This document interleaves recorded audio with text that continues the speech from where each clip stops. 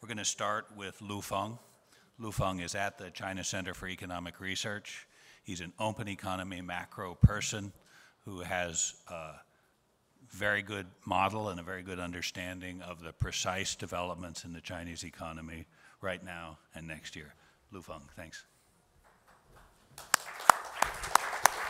Thank you. Thank you, Barry. Good morning, everyone. I'm very glad to be back to talk about China's economy. Today, I'll talk up the issue about China's economy, thank you, this year and beyond, mainly through looking at two questions. The first question is to discuss or explain why there's a relatively sluggish of economic growth below 8% over last 10 quarters or so. Okay. Secondly, I would like to discuss the very dramatic prediction by Professor Summers and his co-author of Harvard University about the long-run growth prospects in China, of course, in sharp contrast to what offered by Professor Justin Lin. Okay? On the basis of his prediction that the economic growth rate, annual economic growth rate in the coming 2 decades will decline to less than 4% in the coming 2 decades. I would like to discuss these two issues one by one. So the first issue, why China's economic growth rate has been decelerated, has been declined, okay, to less than 8% over the last 10 quarters or so. There's variable factors can explain this change. Justin just highlighted external factor. I agree with him. On the other hand, there's a lot of discussion about the structural factors, especially the decline of the potential growth rate in China. I also agree with that. But today, I would like to draw your attention to another factor I think is also important to explain, okay, recent performance of China's economic growth, as well as future prospects. That factor is cyclical in nature. Mainly, it is, in my opinion, China in the recent years is in the process of absorbing and adjusting the accumulated macroeconomic imbalances occurred in the previous decade. Okay, so I think just like somebody, running very fast in the early period, overdraw some energies, okay, of himself or herself. Now they have to slow down a little bit to recover his or her energy. So I think to understand formation and the causes of these macro imbalances and the mechanism by which these imbalances has been addressed and has been adjusted in recent years can help us go quite a bit distance to understand the recent performance as well as future prospects. So general hypothesis or observations for me is that even though China has did remarkable job to achieve remarkable growth rate in the first decade of the new century, but on the other hand, because a lot of reasons, I will go a little bit detail later, China also faced quite serious macro imbalances, and towards 2010. So as a result, the Chinese government or society at large need to address this issue so to settle or adjust these imbalances. By the process of that, so economic growth rate has to slow down. Also, the downturn pressures are quite obvious. Okay, so why there's accumulated macroeconomic imbalances? I think these imbalances can be explained mainly through these 3 groups of factors. So one group of factor is unfinished institutional reform and agenda. Okay, as a result, there's a lot of distortions in factor prices. For example, because China is still in the transitional economy, okay, at the end of the new century, China still unfinished its institutional transformation process. As a result, because the reform process has been, to a lot of reasons, has been sluggish and has been lagged behind. As a result, we face a situation in which factor prices, including exchange rate, interest rate, as well as land prices, has been distorted, or this kind of distortion has not been addressed vigorously. So that have implications in many areas. One of the areas is in the macro area. Because of the relatively temporarily the valuation of the domestic currency, because of the regulation of the interest rates, has been repressed the interest rates below its market equilibrium levels, because of the land systems has not been reformed as quickly as we wished. So the land prices has been also distorted. Especially price has been depressed, has been repressed in terms of the supply of the land for industrial investment. So all these factors contributed to the excessive expansion of the money and the credit, in the first decade of the new century. As a result, we see the inflation pressures, excessive expansionary pressures, as well as the periodic hikes and the bubbles of the asset market, especially in the housing market. Okay, so we face a lot of problem in this area, especially after the crisis and the implementation of the 4 trillion RMB and the rescue package, stimulus package in 2009.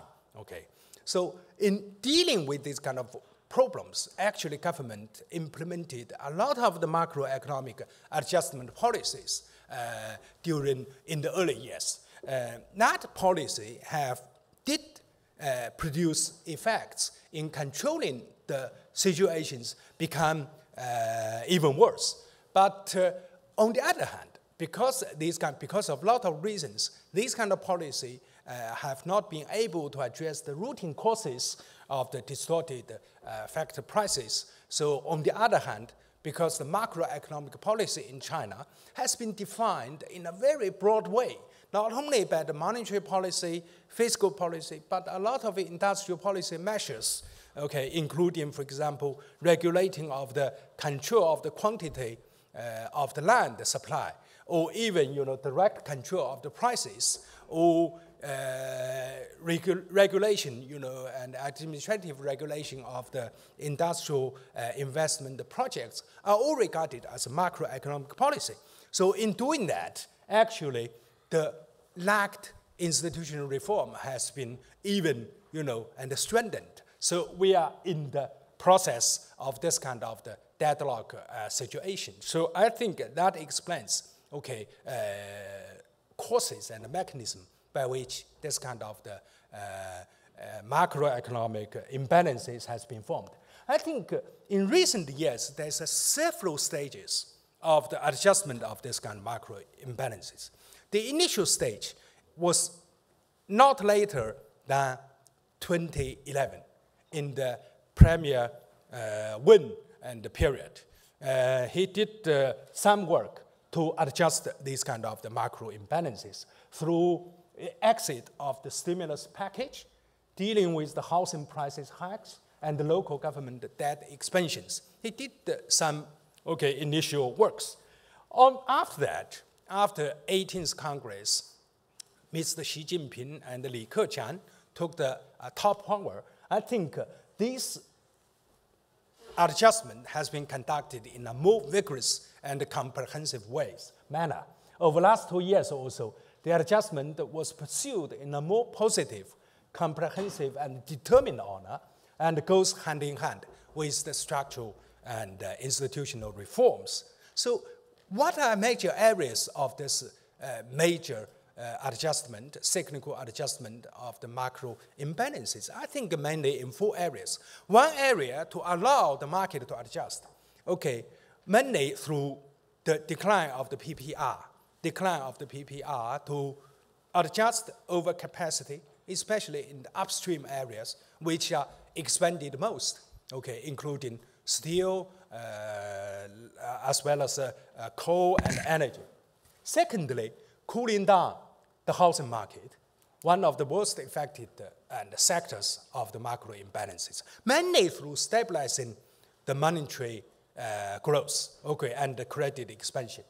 Thirdly, reducing excessive leverage risks in corporate and the local government sectors, okay, to control, okay, excessive growth of the leverage in these areas. Finally, also subtly, is reshaping the market expectation, which assumes handy and immediate rescue measures whenever the economic growth rate declined below 8%. So through all these kind of the measures, I think the macro imbalances accumulated in early periods has been adjusted and solved to a large extent. But of course, there will be side effects. The side effects is what we observed, about the economic growth rate has been declined. Actually, the Chinese government managed to maintain the growth rate more than 7% because they introduce a lot of policy measures to stabilize the economic growth. So, China economy has entering into a final phase of this round of the adjustment. Now we are at the end of the tunnel in this round of the adjustment. In looking ahead, this year reform policy and the imbalance adjustment measures will be continued, while more efforts will be made to stabilize the growth. In terms of the fiscal policy, it's likely it will be more proactive with the deficits ratio to GDP will be marginally increased. On the basis of the PBOC's monetary policy, I think also will be more proactive with the very high levels of triple Rs are expectedly to gradually phase down, so as to strengthen economic growth this year. Also, to slim its own balance sheets in relative terms. Okay, so there's about 50 institutions give their projections on China's economic growth rate in this year, so which produced the average figure about 7%. Given 7% growth rate as the mainstream projection figure, so we are expecting still existence of the downturn and downward pressures of economic growth in China this year. But on the other hand, I think the recent surge, recent hikes of the capital market, also and the short-term and the credit, as well as other data indicates there may be also possibility of the unexpected benign change this year. So in other words, projection on China's economic growth rate this year may face the errors in total different directions. Okay, that is the first question. Second question is about long run and the growth prospects. As I mentioned, Professor Summers of Harvard University, with his co-authors in his paper entitled Asia Fourier Meets Regression to the Mean, produced a very dramatic, very influential and figure for the growth rate in China in the next 2 decades. Of course, Professor Summers is a very respected and master and professor. Okay, we are very respected too. But if you look at the paper of him and his co-authors, the basic logic is quite simple. Okay, it has been observed. Multi-country historical data indicates a country undergoing rapid growth in a couple of decades, okay, tends to fall back to 2%, which is the world average of the sample period in his paper. So then he further argued, because China has maintained a superior high growth rate in recent decades, its average growth rate for the next 20 years will fall to less than 4%, okay, according to this statistical regularity of the regression to the mean, okay, to the mean. That is the basic idea of his paper. I think the paper is excellent in the statistical analysis as well as technical details. But I still think the approach is questionable. Okay, the paper assumes, from his paper, we do not know anything about China or India, and just treated them as if they would follow the statistical regularities that apply to other countries. I think this research approach is questionable. Just like we talk about the prospects of a junior professor, whether in Harvard University, whether him or her will be promoted to full professor. Then, of course, you need to look at the professor's specific merits and the limitations, okay, rather than only infer the prospects on the basis of the statistics about, possibility of the all PhD graduates in US or in the whole world to be promoted to the full professor in Harvard University. Of course, that probability is very slim, but it should not be directly applied to this context. So we may need to look at the personal merits and weaknesses of this candidate. So in other words, we need to look at some factors related to China. Actually, Justin has did a lot of work already. I quite agree with. But I want you to look at in different figures. I think first, China is still a very high saving country with quite good capital return. Okay, so in the economics, we learn from the Harvard University's professors. We know for a developing country, if you got a very good saving rate, if you have the efficient financial system to transmit the saving to the productive and efficient capitals, and you are going to sustain high growth rate. On the other hand, there's a still great vitality of the grassroots entrepreneurship, as well as the business startups. But of course, China still faces a lot of problems in the institutions, in the economic systems, which hampers transfer the huge amount of saving into the efficient capital. So China needs to address these institutional problems through vigorously implementation of the economic reform programs outlined by the Xi's government and the leadership. So if China can do that, then I think China is likely to grow much faster than projection by Professor Summers in the coming decades. I don't think that I have a lot of time to go to details of the data. I just go very quickly. Saving ratio is still very high, even though declined somewhat, much higher than developed countries, also higher than developing countries. Also, capital return is quite high. Capital return can be measured in different approach. One of the capital return is for the industrial firms' capital return. Then you can see pre-profit, pre-tax capital return ratio to the equity declined substantially in recent years because of the technical reasons, but still very high, something like 14%. To the asset is also quite decent. Very interesting.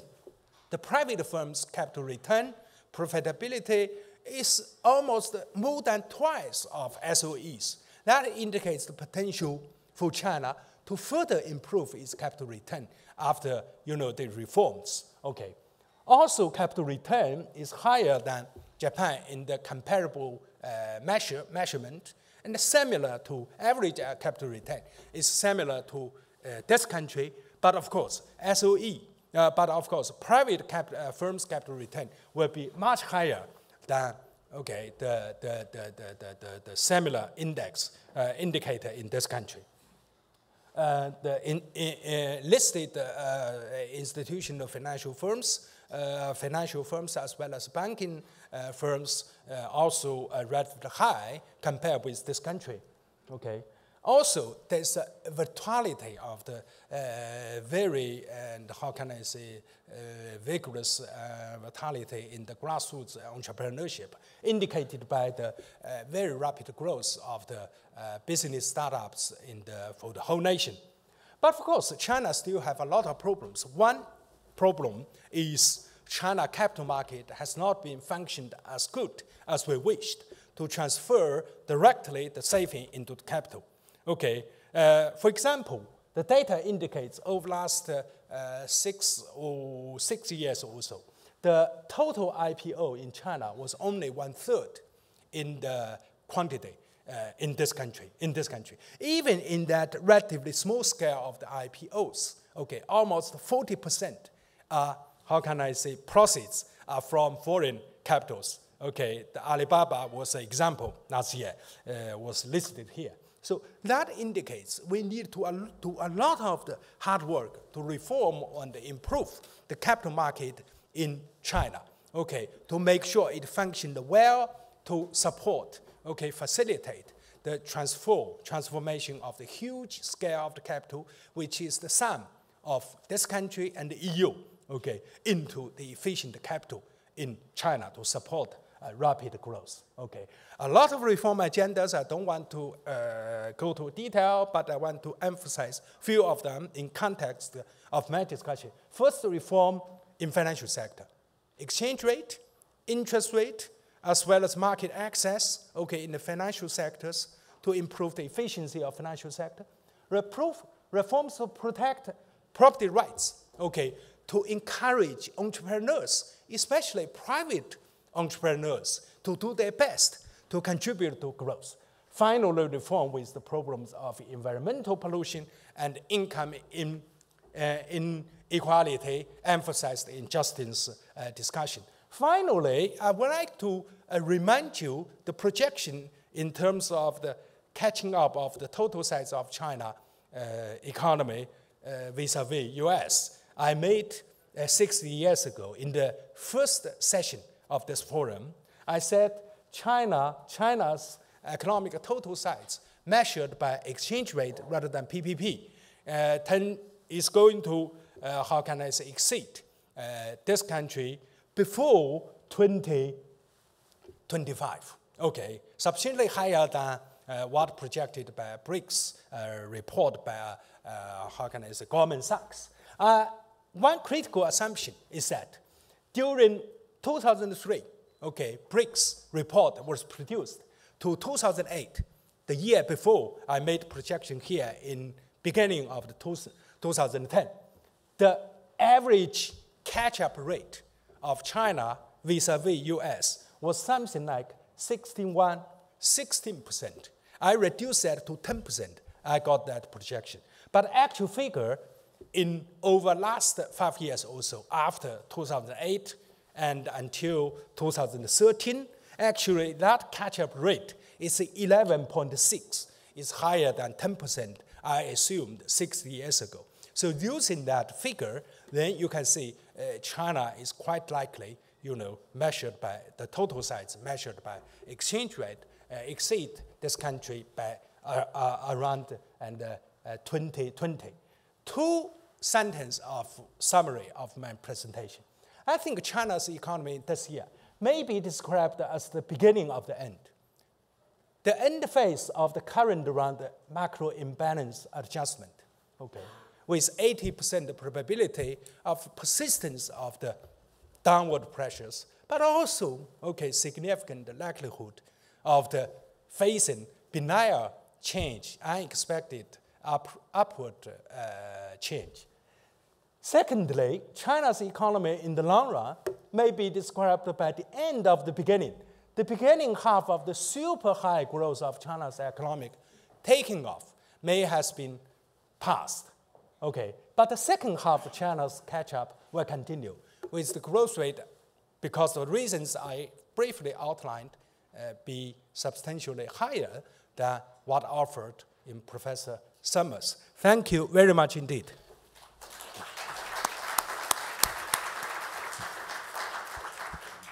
Thank you, Feng, for that Churchillian conclusion. The it's the end of the beginning. Our next speaker is Tang Min, who's introduced here as the executive vice-chairperson of the YouChange Foundation, which is an extremely interesting nonprofit in China that provides online classes to rural high school students throughout China. It's a wonderful project. I think today Tang Min is speaking to us as an economist, as a long-term Asian Development Bank economist, and also as a so-called counselor or advisor to the Chinese State Council, a very distinguished economist. Tang Min, thanks very much.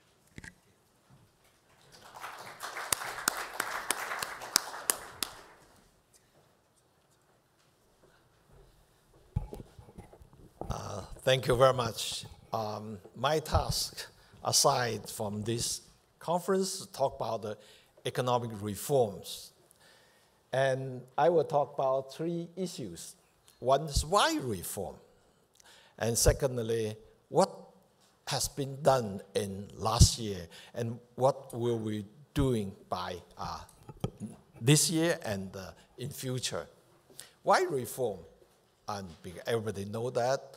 As just Professor Lin and I mentioned, there are a lot of problems in China's economy. And in fact, every week, probably every month, you can see some report about what's a problem in Chinese economy. Those problems are real. It is in the Chinese economy. In short term, if we pick up local government debt issues, it's quite serious. And currently, depending on how you calculate, about 20 trillion of local debt. Whether local government can pay back these loans and whether create some crisis in the debt service. And second, the problem in short term is a real estate bubble. And we know that real estate price grows very fast, but all the countries in the world shows that if the burst or bust of a real estate bubble and the whole economy will fully in the big problems. And third issue in short term, a shadow bank. And this is a financial area. In terms of banking system, it's healthy, but the shadow bank has become bigger and bigger, whether the shadow bank will be collapsed. If we take a look at longer term, and China have more problems, such as aging problem. And people said that we are become old before rich. Right? And aging problem become very serious problem. And then income distribution and social stabilities and environmental issues. And you can put a list, long list, the problem in China.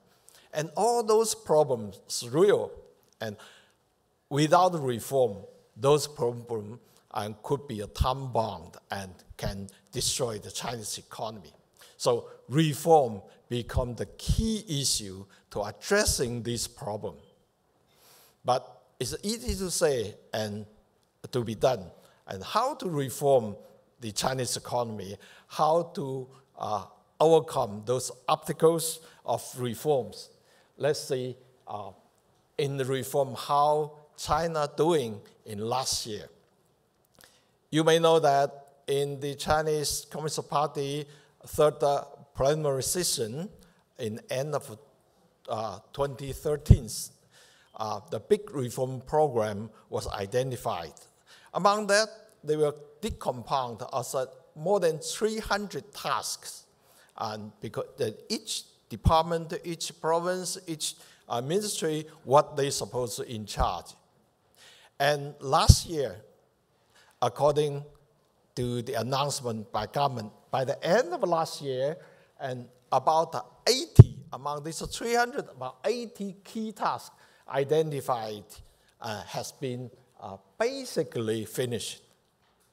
And also have 108 of tasks finished by various ministries. And this is not big task, but by ministry levels. And those reforms play very key roles to stabilize the Chinese economy, to, in some sense, to release the tension of those, what I mentioned, the problems, and markets show the confidence as demonstrated by the last 2 months. China's stock exchange index increased more than 50%. And if you listened to the presentation last year, Professor Huang, and I said that you will become at least make $1 million for that.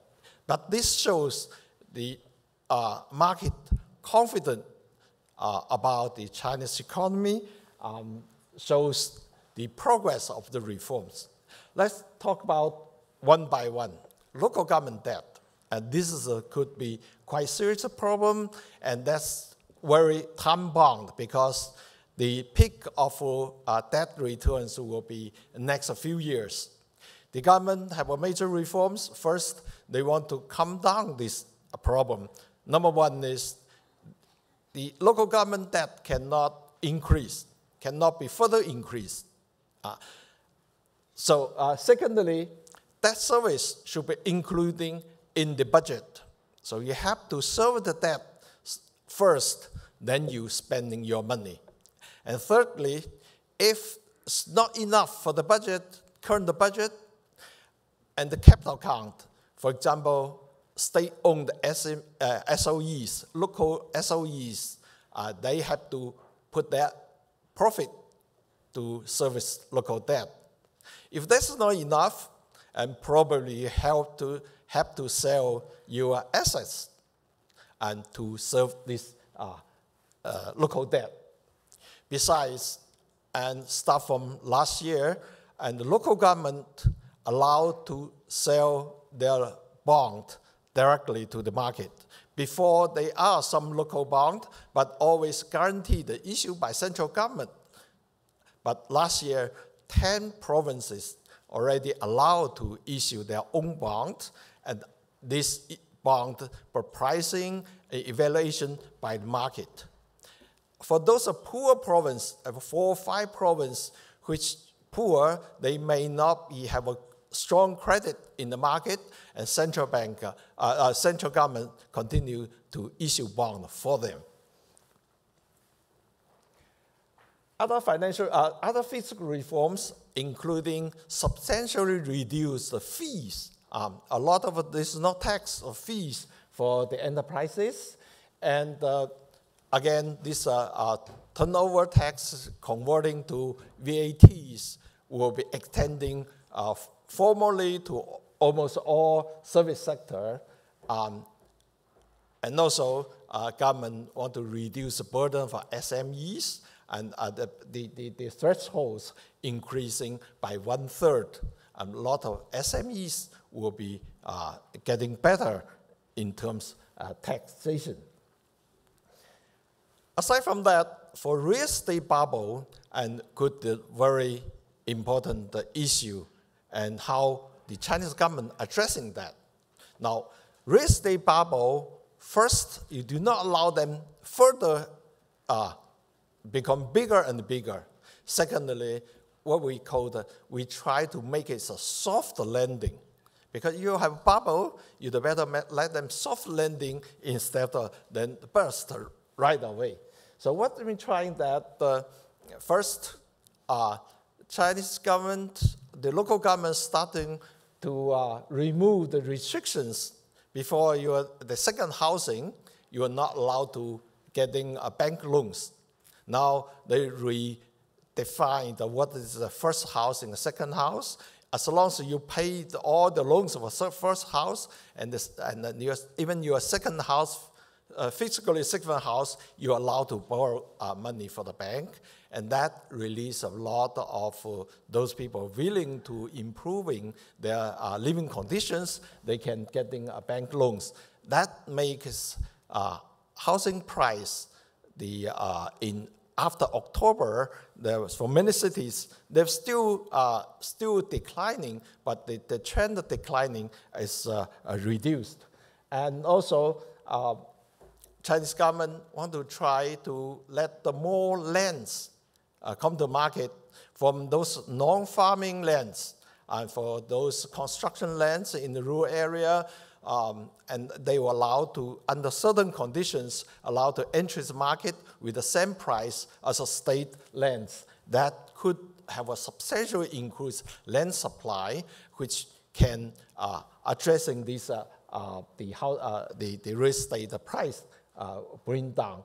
And thirdly, government want to make sure the low-cost housing construction increasing, and that make these poor people will at least getting guaranteed by those high real estate price. Financial reform also pushing very quickly, and restrictions and financial reform mainly focus on two areas. One is pricing, interest rate liberalization, and the exchange rate liberalization. And also the second area is allow the new entry to the market. In terms of a lending rate, is almost all freed.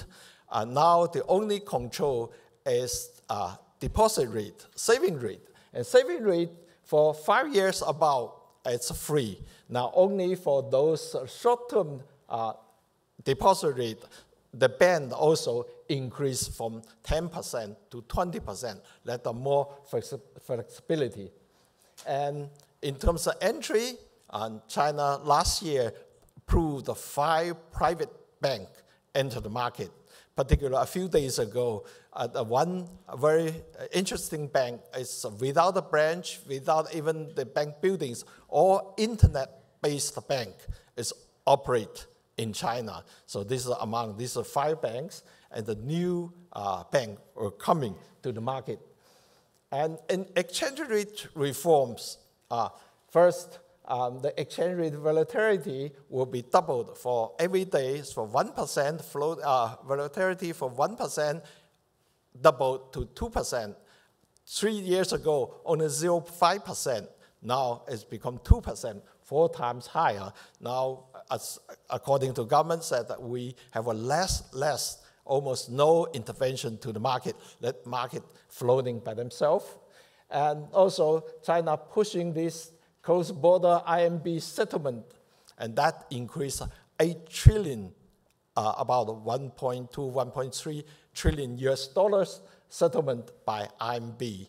About 16% trade now is settled by using IMB, and that is one very big step pushing for IMB internationalized, but step by step.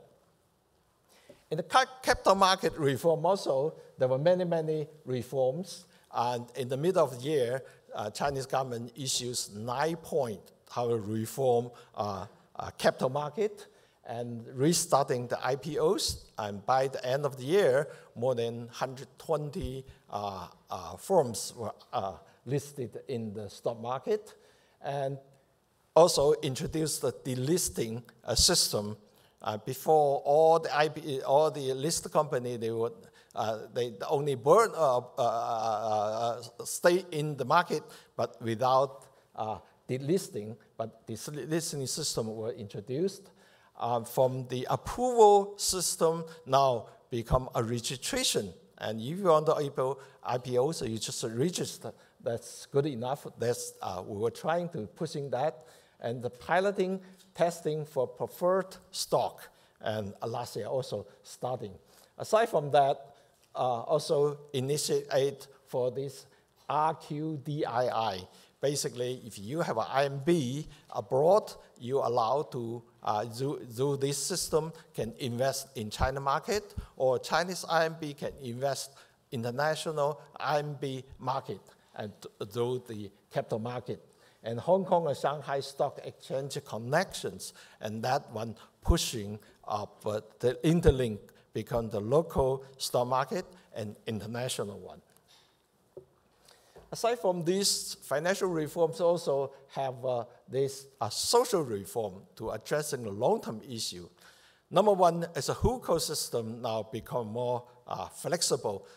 As you may know that in China, the rural migrants they come to the city, they do not getting full status of urban citizens. Their social welfare is different. Now, gradually, China, start from last year, they will become allowed to smaller city and middle-sized city can freely offer hukou to the rural migrants. The large city still have some restrictions, but that's starting to pushing up. A second policy about the population policy and aging problem in China is a little bit different with developed countries, because aging problem partially or largely because of a population policy, one-child policy. But if now they will start to make this policy more flexible, that means within 15 years, 16 years, and the labor shortage, current aging problem will have some, will not that serious. In this sense, start from last year, population policy starting have some flexibility. If you both couple or one child is from single families, you are allowed to have a second child, and this will be continue to reforms. And for the pension system, last year starting to make a rural, urban, particularly for the government pension and with the ordinary people's pension were gradually merging as we call the basic rural and urban pension system. And that unified all the pension system, that reduce disparities. And also, government increase of subsidies to rural and urban medical insurance. This is a substantial increase, government subsidy on that, and let people have more comfortable, particularly for this medical insurance. In the external sector, the reform we are addressing, NAFTA agreements, for example, with Korea and Australia, expanding of a Shanghai Free Trade Zones area to another 3 areas in Guangdong, Fujian, and Tianjin. And this we're testing for a different type of what we call the negative list, allow the more foreign investment service sector coming in the country. And also we have this encourage Chinese firms go abroad. Now, if your investment project less than $1 billion US, no need the government approval, you can freely go. And that's the big change for those investment abroad, the rule of investment abroad. You may know that start from last year, China's investment abroad, FDAs, will overtake of FDA to China. So China become net FDA export country, start from last year. So this year, this reform will continue. As we said, we only finished 80-something reforms, key reforms. We'll still have many, many key reforms we'll continue to pushing. And this year, number one, we call the new word, you have to familiarize, called the new normal. But when we talk about new normal, people are always thinking about the slowing economic growth. Yes, in the new normal situation, the growth will reduce from 10% around 7%. However, the key message will be the following two. Number one is under the new normal, Chinese economy will shift from focusing on quality and speed to quality and efficiency, particular efficiency, because start from 2012, and Chinese labor, total labor were reduced. And so in future, the economic goals have to come from productivity. So efficiency become very important. And also, shifting for growth being driven by investment to innovation. and particularly this new economy, new energy, and the internet-based economy, that become a major, hopefully, the driving force for Chinese economic growth. And in this year, the government identified 5 areas which were major reform and major pushing. And number 1 is maintain the stable economic growth. And the growth will be around 7% and slightly lower than last year, but more healthy, more stable economy. And many measures will coming to make this growth stabilized. And secondly, and most importantly, there were nurturing of a new growth area, particularly the new innovative area, the new energy area, the internet area, and all those areas would become a major area, government policy to pushing, and private sector and public sector investment area. And thirdly, and China still, agriculture is very important, and now still more than 600 million people living in rural area, most of poor people living in the rural area. So make its agriculture sector stable and healthier is very important. This year, China have a major program on the poverty alleviation program, and also from the agriculture rural development program. Improving economic geographic distributions is mainly talking about the Western region development and also the Northeast area development. And this area which lag behind the coastal area, and this year a lot of investment, a lot of project, and we'll be putting on this area. Finally, the social welfare system and improve people's living livelihood, and that area will be major reforms, because that area could addressing for income distribution, also social stabilities. And all the reforms will continue, and those reforms will be addressing what we mentioned at the very beginning, all those problems, those very difficult and very risky area. But with those reforms continually moving in, and with those reforms largely success, and hopefully those problems will be reduced, and also the Chinese economy will maintain the stable growth. Thank you very much.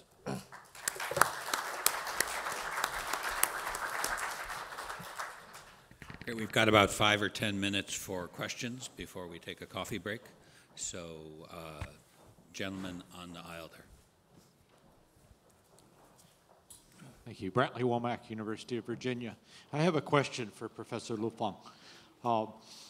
Would it be correct to say that besides the change in the level of GDP growth rate between the hypergrowth phase and the incipient phase, there was also a change in the function of GDP growth rate from being maximum growth as the goal of economic policy to growth rate as an outcome of successful readjustment and structural reform?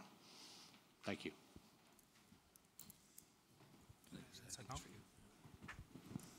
Yeah, yes, yeah, I agree with you that the level of the average growth rate is going to decline gradually as a result of many changes in many of the structural factors. This kind of opinion has been discussed in the broad concept of the potential growth rate declining. I think largely is correct, because the population change, demographic change, as well as, and the gap between China and developed countries, which determines to some extent, the potential technology progress, also reduced. All these factors indicate the potential growth rate will decline, as you mentioned. as a result of the level of the growth rate is declining. So how to approach or assess this kind of change? So I think there's wide discussion, a lot of discussion in China, but there's some kind of the consensus emerged to some extent. One is so-called new normals, okay? I think the new normals also indicated by Dr. Tang's presentation, advocated by the Mr. Xi Jinping, President Xi Jinping. I think a lot of the implications, but one of the concrete information conveyed by that maybe can be interpreted as acknowledging the declining of the potential growth rate, okay? But on the other hand, they also emphasize, because even though the economic growth rate has been declining from above 10% a few years ago to the now at around 7.5%. But because every other major aspects of the economy are still in a more or less normal situation. For example, in the labor market, we still have decent growth of the incremental new non-farming jobs each year, around 6 million, even to 10 million. Okay. Also, with the slowing down of the growth rate, the structural adjustment has been pushed more vigorously than before. And also, to my opinion, very important, that kind of the slowing growth rate also consistent with the adjustment and absorbing of the macro imbalances accumulated in the early years. So overall speaking, of course, we acknowledge the growth rate slowing down. We are introduced a lot of pressures in the society, so there's a tough jobs in the economy. But overall speaking, I think it is necessary, inevitable, and even desirable to some extent in terms of the reducing the environmental pressures. So I think I also agree with you, so we can approach this kind of change in a more balanced way. The overall assessment indicate it is a good change rather than a glooming indicator for the crisis. Yes.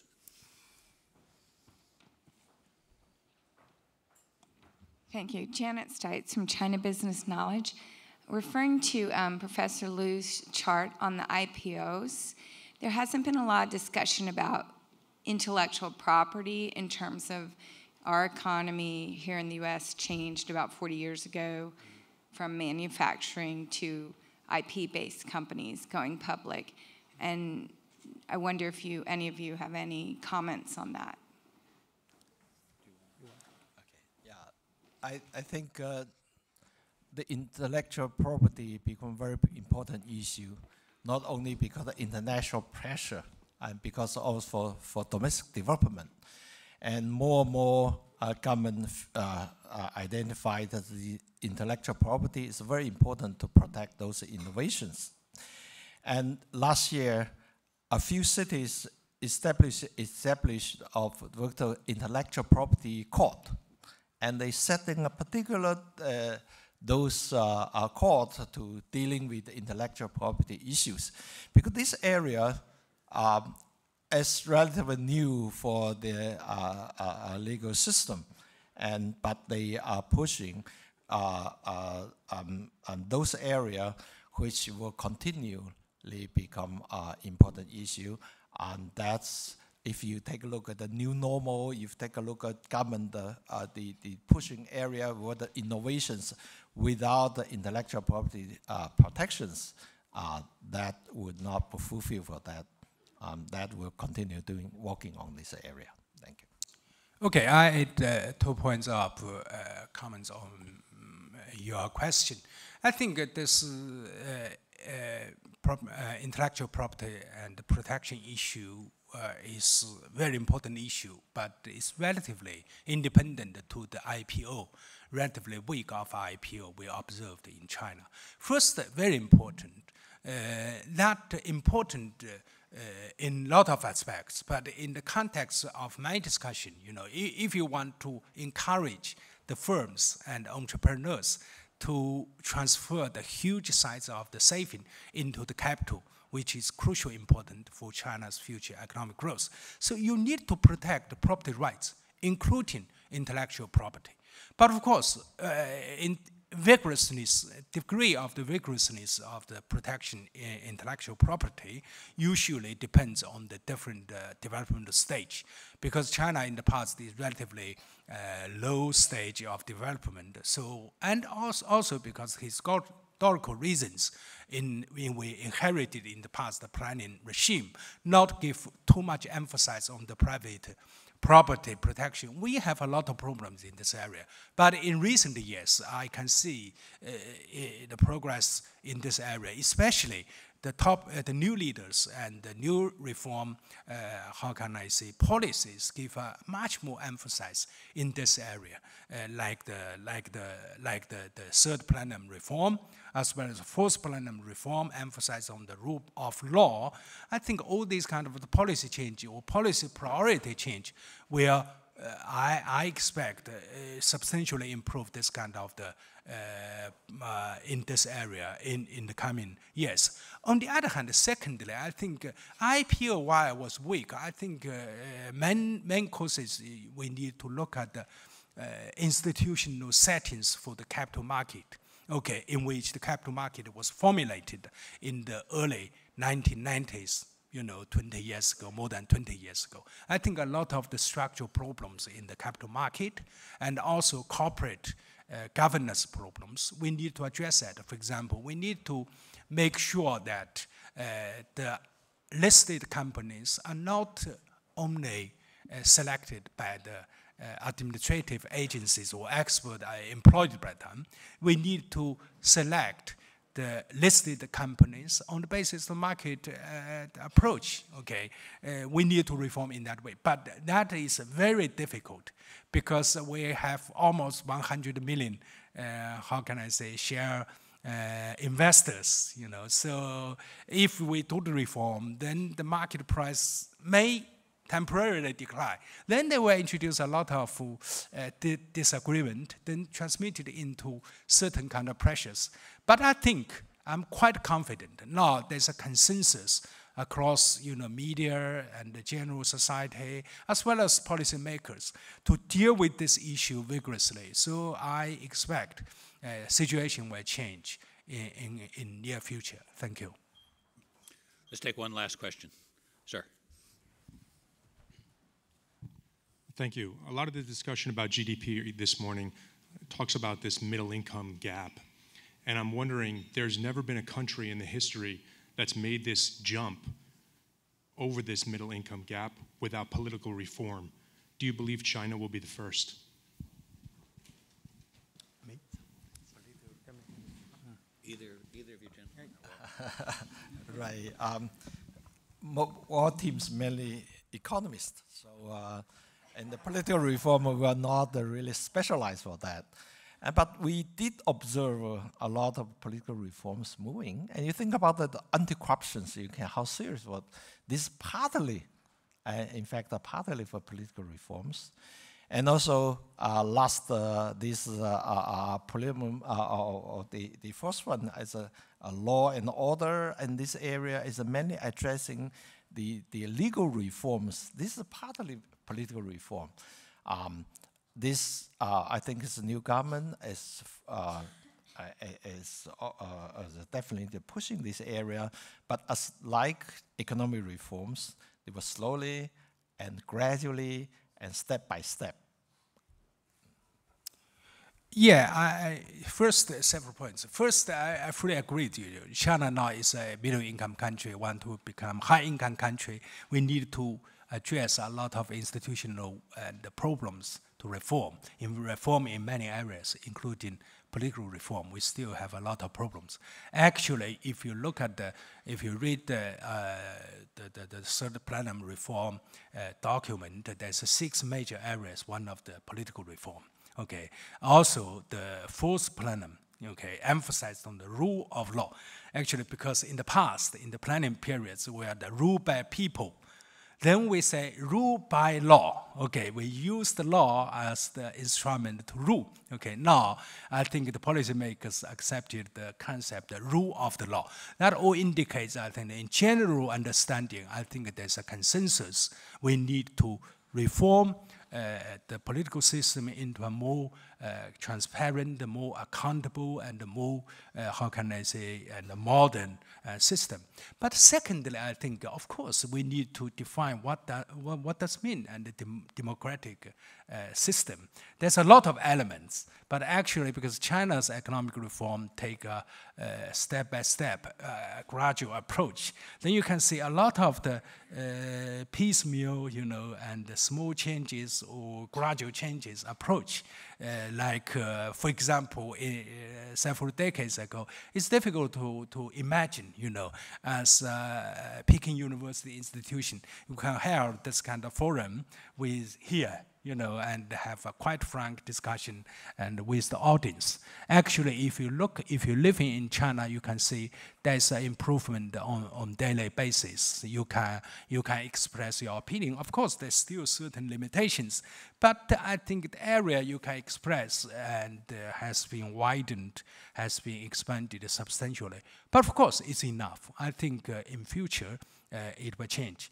Thirdly, I think even now the anti-corruption campaign. Of course, it is itself is not a direct change of the political system, but as the person, okay, Mr. Wang Qishan in charge of this campaign said, okay, now we're dealing with the symptoms, but we buy the time to kill the rooting causes. It is an open statement. So I expect, as one of the core member of the top leader, he committed to that objective. I think it is also desire and the wish of the whole society and the citizens. So I think we are going to make progress in this area either. Okay, thank you.